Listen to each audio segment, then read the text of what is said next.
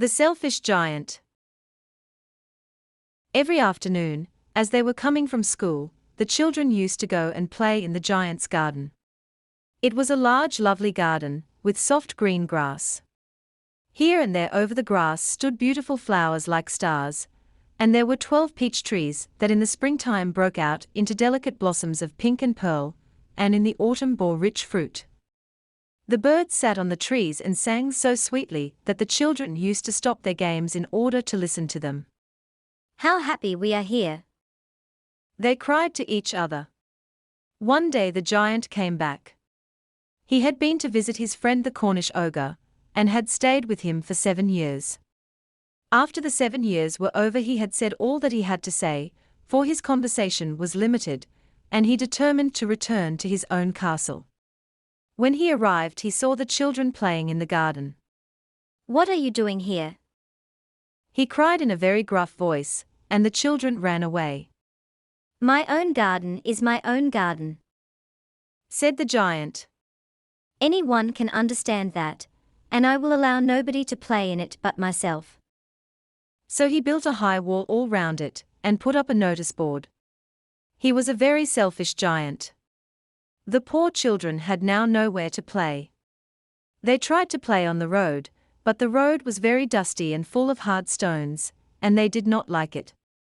They used to wander round the high wall when their lessons were over, and talk about the beautiful garden inside. How happy we were there, they said to each other. Then the spring came, and all over the country there were little blossoms and little birds. Only in the garden of the selfish giant it was still winter. The birds did not care to sing in it as there were no children, and the trees forgot to blossom. Once a beautiful flower put its head out from the grass, but when it saw the notice board it was so sorry for the children that it slipped back into the ground again, and went off to sleep. The only people who were pleased were the snow and the frost. Spring has forgotten this garden, they cried. So we will live here all the year round. The snow covered up the grass with her great white cloak, and the frost painted all the trees silver. Then they invited the north wind to stay with them, and he came. He was wrapped in furs, and he roared all day about the garden, and blew the chimney pots down. This is a delightful spot, he said. We must ask the hail on a visit. So the hail came. Every day for 3 hours he rattled on the roof of the castle till he broke most of the slates, and then he ran round and round the garden as fast as he could go. He was dressed in grey, and his breath was like ice.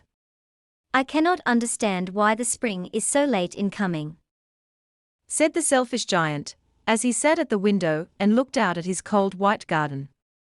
I hope there will be a change in the weather. But the spring never came, nor the summer.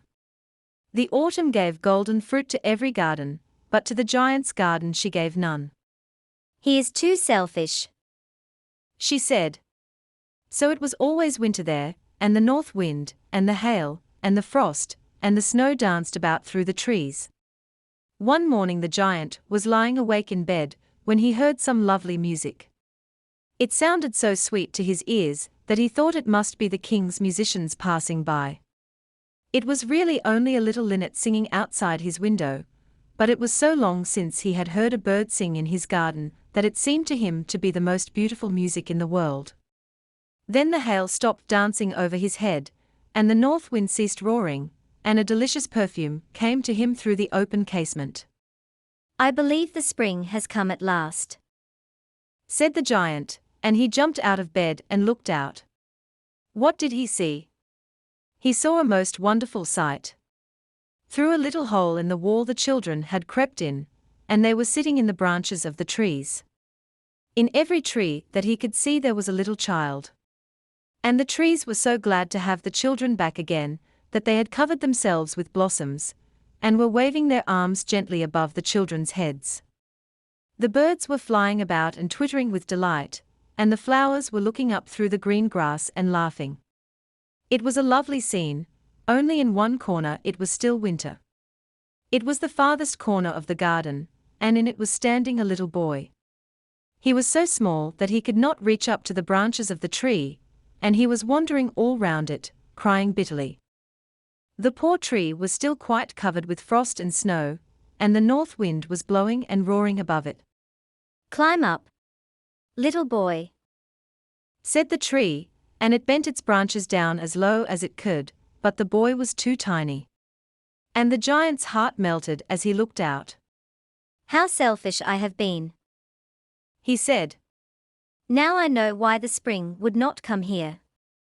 I will put that poor little boy on the top of the tree, and then I will knock down the wall, and my garden shall be the children's playground forever and ever." He was really very sorry for what he had done. So he crept downstairs and opened the front door quite softly, and went out into the garden. But when the children saw him, they were so frightened that they all ran away, and the garden became winter again. Only the little boy did not run, for his eyes were so full of tears that he did not see the giant coming. And the giant stole up behind him and took him gently in his hand, and put him up into the tree. And the tree broke at once into blossom, and the birds came and sang on it, and the little boy stretched out his 2 arms and flung them round the giant's neck, and kissed him. And the other children, when they saw that the giant was not wicked any longer, came running back, and with them came the spring. "It is your garden now, little children," said the giant, and he took a great axe and knocked down the wall. And when the people were going to market at 12 o'clock, they found the giant playing with the children in the most beautiful garden they had ever seen. All day long they played, and in the evening they came to the giant to bid him goodbye. "But where is your little companion?" he said. "The boy I put into the tree." The giant loved him the best because he had kissed him. "We don't know," answered the children. "He has gone away. You must tell him to be sure and come here tomorrow," said the giant. But the children said that they did not know where he lived, and had never seen him before, and the giant felt very sad. Every afternoon, when school was over, the children came and played with the giant. But the little boy whom the giant loved was never seen again. The giant was very kind to all the children, yet he longed for his first little friend, and often spoke of him. "How I would like to see him," he used to say. Years went over, and the giant grew very old and feeble. He could not play about any more, so he sat in a huge armchair, and watched the children at their games, and admired his garden. "I have many beautiful flowers," he said. "But the children are the most beautiful flowers of all." One winter morning he looked out of his window, as he was dressing. He did not hate the winter now, for he knew that it was merely the spring asleep, and that the flowers were resting. Suddenly he rubbed his eyes in wonder, and looked and looked. It certainly was a marvelous sight. In the farthest corner of the garden was a tree quite covered with lovely white blossoms. Its branches were all golden, and silver fruit hung down from them, and underneath it stood the little boy he had loved.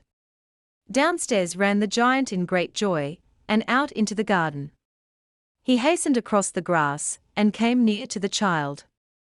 And when he came quite close his face grew red with anger, and he said, "Who hath dared to wound thee?" For on the palms of the child's hands were the prints of 2 nails, and the prints of 2 nails were on the little feet. "Who hath dared to wound thee?"